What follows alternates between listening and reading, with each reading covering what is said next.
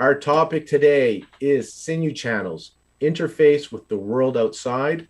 Our speaker is Yvonne Farrell. Yvonne has spoken many times through healthy seminars over the years. We have an incredible library of lectures with Yvonne, and we're also fortunate to now be offering a mentorship with Yvonne, and this course is actually part of that mentorship program. Yvonne is a teacher. She presents around the world, and she's also an author with 2 books. And we just love having you on here, Yvonne. And she's got her cup of knowledge. I'll drink to that, drinking from her cup of knowledge. And I want to remind you guys that for today, this is for educational purposes only. I'm going to see if I can bring up that slide. I can do that for you guys. I'm just going to bring this up because it is a formality that we do need to have. Disclaimer. Let's see if this works. It didn't. All right, I'll stop. Oh, there, it did. I want to remind you that this is for continuing education purposes only. So this is not intended to be medical advice, therefore should not be interpreted as medical advice. This is for educational purposes only. If you have a health condition, please seek out a qualified healthcare provider. You guys, you can bring up Yvonne's PowerPoint as well. Again, this is for continuing education purposes only. During the webinar, for those here live, please say hello in the chat room.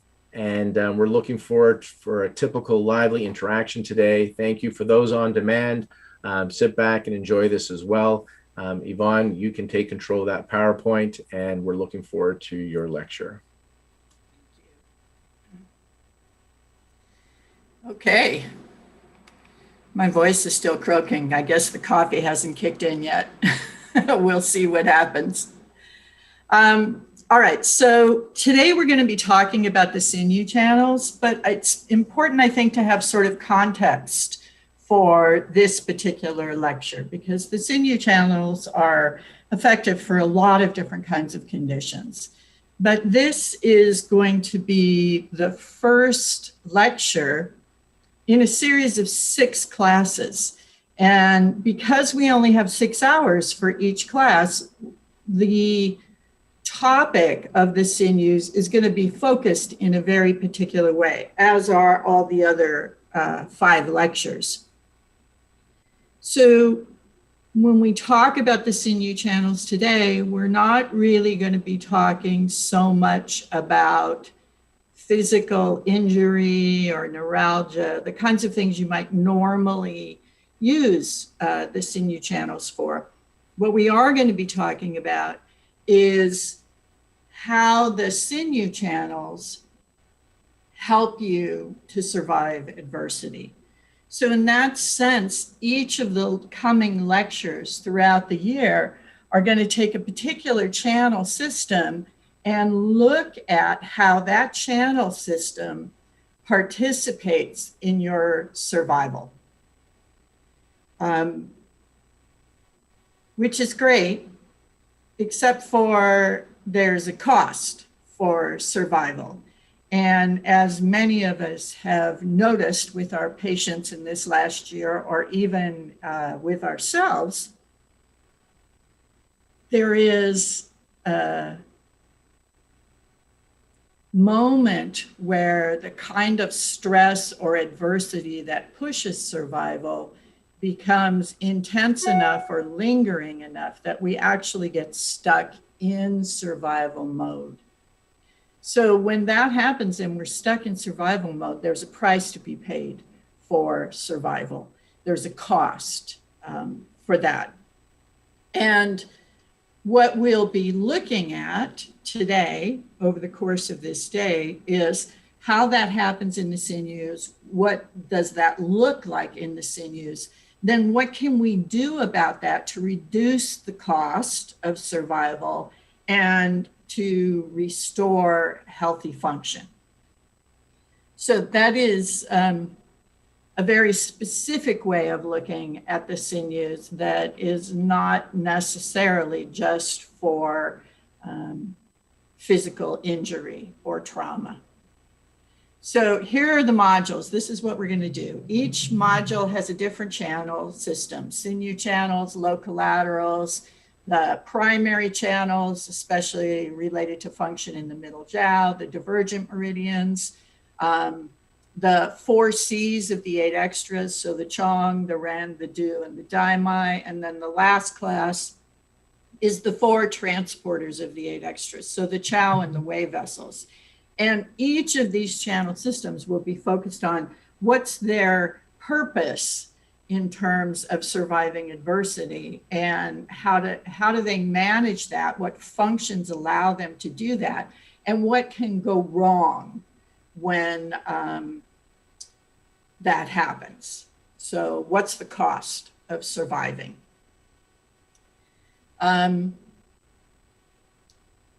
So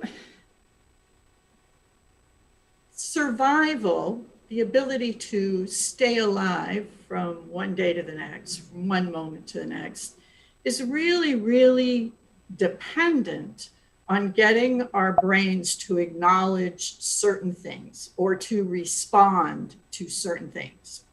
And those things are typically things that we don't think too much about.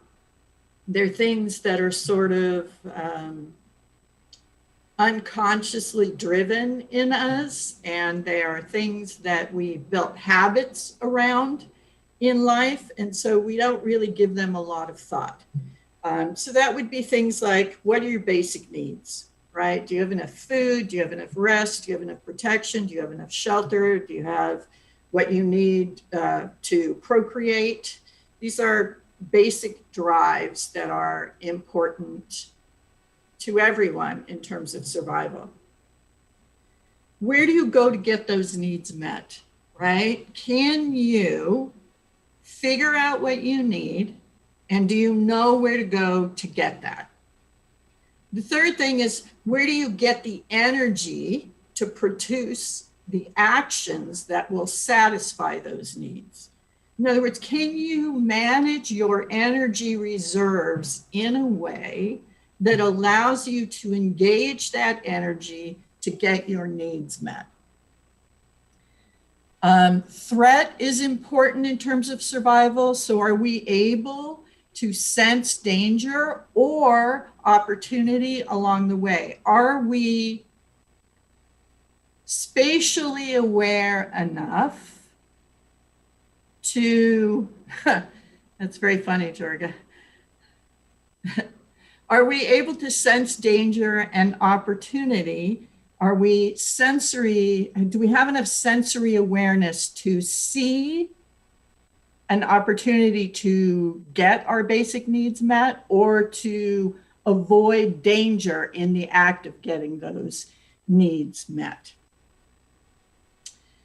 Can we adjust our actions based on the requirement of the moment? So we're on a mission, we're going to get food, and all of a sudden a threat presents itself. Can we push aside our need for food and adjust our actions to deal with whatever the threat is? Right, so you live in Southern California, you're driving to the grocery store, and all of a sudden there's a big earthquake. Can you put food aside for the moment and figure out what you need to do to survive the earthquake? So this is a very important aspect of survival, is a certain flexibility and adaptability in the face of adversity, in the face of stress. And then sort of the last category would be this ability to create a community or a cooperative social environment, to maintain relationships that support our ability to continue. So this sort of comes from the idea that no man is an island, that in order to survive, it takes a community, it takes support, it takes not being alone. Being alone increases the risk that survival is not going to happen. So we're better in numbers is basically what we're saying. So those basic theories are talked about a lot in terms of trauma, and you can find a lot of discussion about these basic needs for survival in Bessel van der Kolk's book, The Body Keeps Score. It's a really good book on trauma if you're interested in trauma. But the idea here that is important for us as we look at the 6 modules coming up, and also specific to the Sinew channels, is that survival is a very, very complex issue. And even though we don't think about it very much, even though we don't ponder survival very much, we sort of take it for granted, if you will, it does require a tremendous amount of coordination between the 3 levels of Qi, between Wei Qi, between Ying Qi, and between Yuan Qi. So there's a dance happening, if you will, in the need for survival. And that dance, depending on how good you are at dancing, it says a lot about how well you're going to survive and what kind of cost you're going to pay for this survival. So when we sort of look at the neurology of this, there is a theory called the Triune Brain. This is a theory that came out of the 1960s from a neuroscientist named Paul MacLean. His thoughts, his theories were that there were 3 distinct sections of the brain that emerged along an evolutionary path, that human beings' brains developed in an evolutionary way, in a predictable manner. That theory in general has been pretty much debunked now by neuroscience, but there is still pretty great acceptance in terms of the different functions of those different sort of zones or areas of the brain. So his theory was we evolved from a sort of reptilian brain function to a more mammalian brain function, and then the higher functions of the neocortex developed next. And that gave us human capacity for abstract thinking or executive function. And we know the brain is a lot more complex than that now, and that is not necessarily how the brain evolved.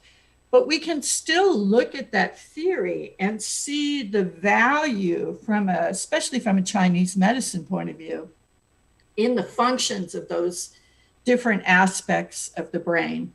So if we look at the reptilian brain, which MacLean said evolved first, right, that this is a sort of instinctual brain, an animal brain that involves the function that's typically associated with the brain stem. So this is the one that is perhaps most immediately related to staying alive. This is, from a Chinese medicine point of view, very much a Wei Qi, reflexive, responsive kind of brain function. We see this in newborns, right? Newborn babies are just all reactive in their response to the world around them. So this part of the brain is about controlling your energy levels. It's about maintaining survival systems. It's about creating homeostasis for survival.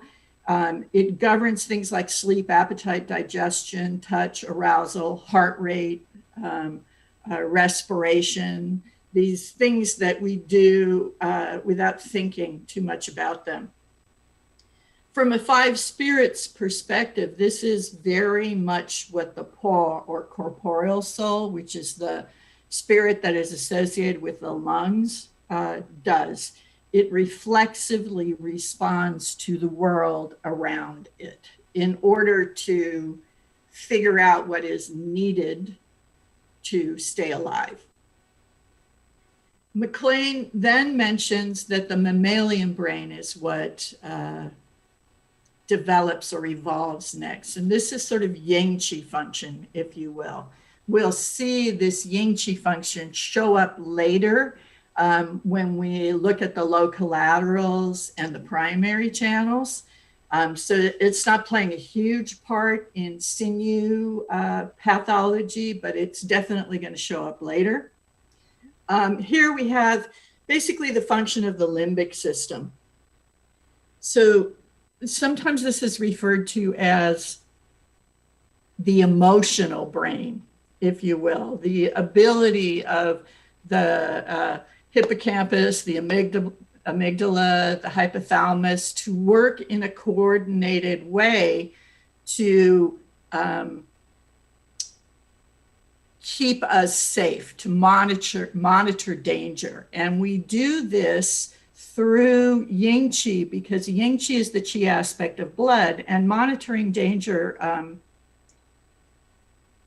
relies on memory, right? And so memory is a function of our ability to hold or store in the blood experiences that we can learn from.